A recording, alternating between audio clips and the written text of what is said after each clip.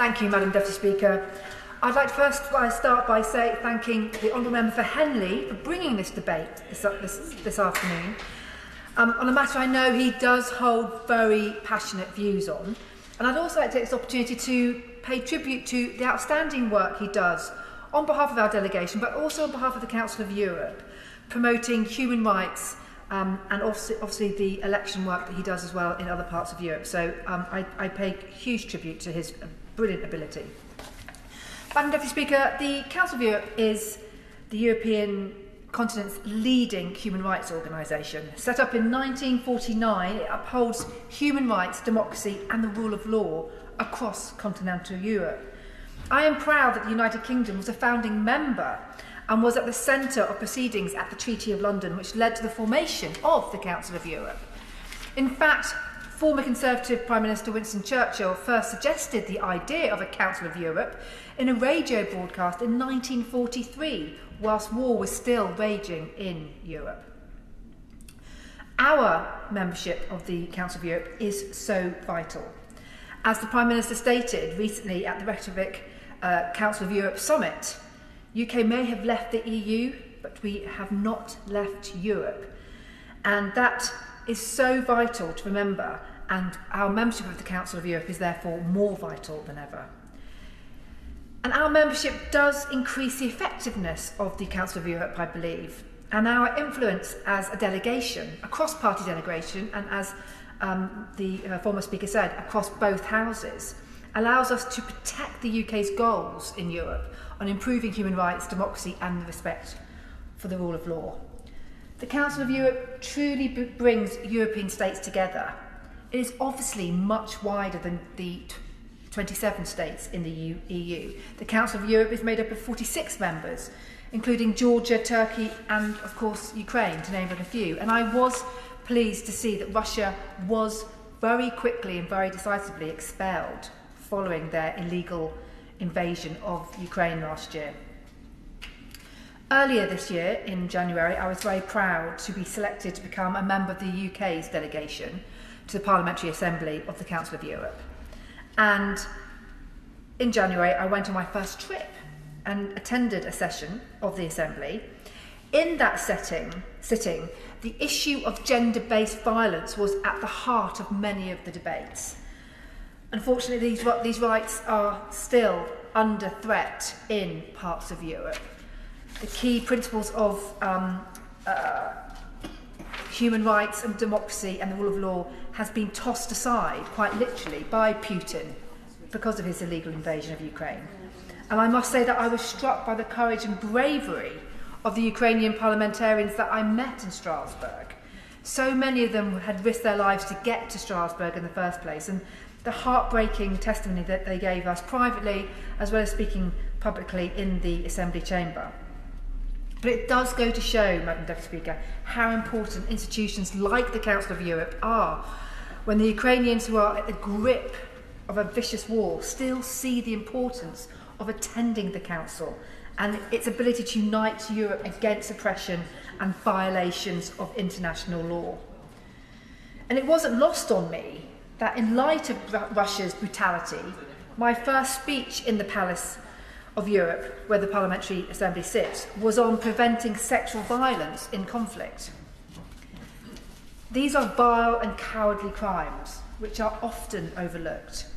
So I was glad that we had a debate on this particular war crime, which highlighted sickening records of widespread sexual abuse of Russian troops, with victims ranging in age from 4 to 82, according to investigators at the Office of the Prosecutor General of Ukraine. And Ukraine's Prosecutor General has also chronicled more than 88,000 alleged war crimes and crimes against humanity to date, including atrocities such as the 440 civilian bodies found in a mass grave in a liberated city. Unfortunately, numbers are likely to increase substantially as more areas are liberated by Ukraine and inspectors gain access to the scenes of this crime. And I do believe that the Council of Europe will play a massive part in ensuring that these crimes are recognised and the perpetrators are brought to justice. During my speech at the Council of Europe, I outlined the UK's strategy on sexual violence in conflict, which has been meticulously developed by experts, academics and NGOs to tackle all forms of conflict-related sexual violence. And I was pleased to share this strategy with the rest of the Parliamentary Assembly. The current situation in Ukraine, as well as events in too many other countries, including Afghanistan and Ethiopia, make clear that this issue is very much alive. In the debate, I called on all members to join with me in standing up for women and girls' rights around the world. Indeed, the Council of Europe has a history of working to prevent gender-based violence, with campaigns against gender-based violence going back to the 1990s. The Council of Europe's flagship gender-based violence treaty is the Istanbul Convention, also known as the Council of Europe Convention on Preventing and Combating Violence Against Women and Domestic Violence. The Convention is the first legally binding instrument which creates a comprehensive legal framework and approach to combating violence against women. The Convention is focused on preventing domestic abuse, protecting victims and prosecuting accused offenders. Of course. Thank you, Member, for giving way, and she's quite right to refer to the gender-based violence and the violence against women. In the debate on that, which was a very interesting one, a lot was said about education, particularly of women in schools, but the point I made there, I'm sure she would also endorse, is that it's also about educating young boys into their attitude towards women, so we don't bring up another generation of young men that feel it's okay to be abusive towards women. Thank the member for Islington North for his intervention, and if he waits for my longer into my debate speech, you'll hear I say exactly that. It is about, if we are ever going to resolve violence against women and girls, it's about education, of course, but it's about education of girls and boys. Absolutely, you can't do one without the other. But going back to the convention I was talking about, it goes so much to ensuring that we put preventing violence against women and girls at the heart of everything we do, and ensures that it is seen as a human rights issue and as discrimination. And it states which ratifies the convention, countries which ratify the convention, which I'm proud that we as a nation are one of those signatories, must criminalise several offences, including psychological violence, stalking, physical violence, sexual violence, including rape, forced marriage, FGM, and forced abortion and forced sterilisation. The scope of this cannot be understated, and the Convention states that sexual harassment must be subject to criminal or other legal sanction.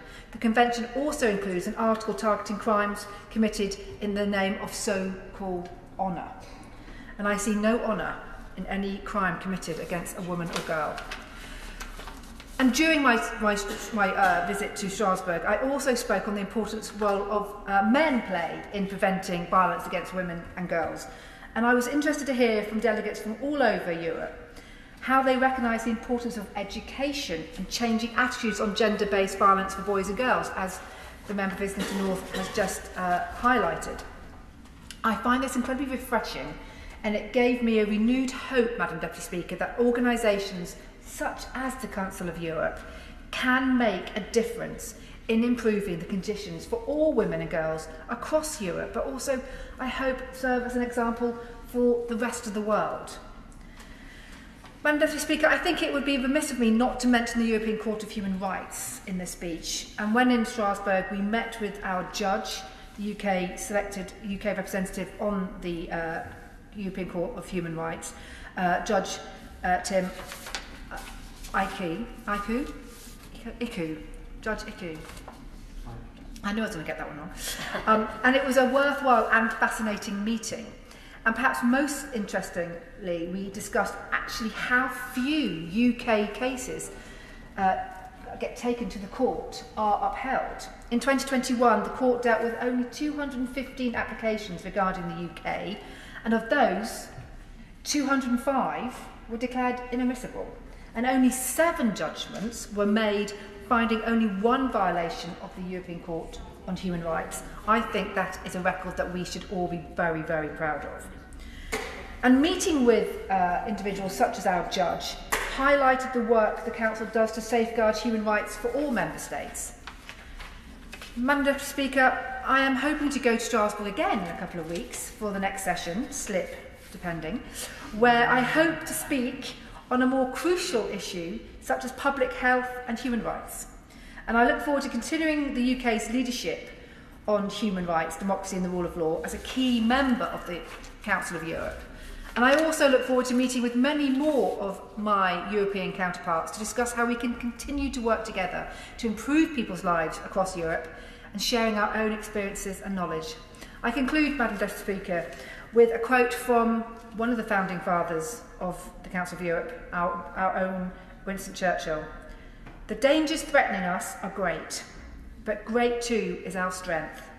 Wise words, and why we must remain a member of the Council of Europe.